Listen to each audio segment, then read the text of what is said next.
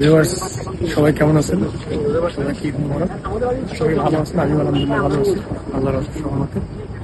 কেননা গত বছর ঠিক এই দিনে আমি যে সাইকেলটা নিয়ে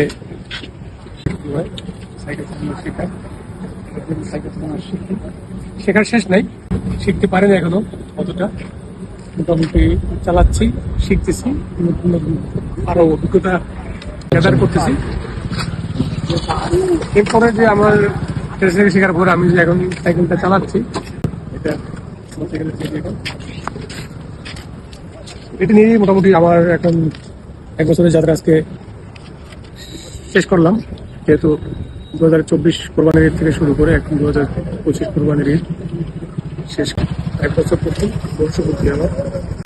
সবাই আমার জন্য দোয়া করবেন যাতে আমি আরো ভালোভাবে সাইকেল চালানো শিখে একটা মোটরসাইকেল নিয়ে ফেলতে পারি।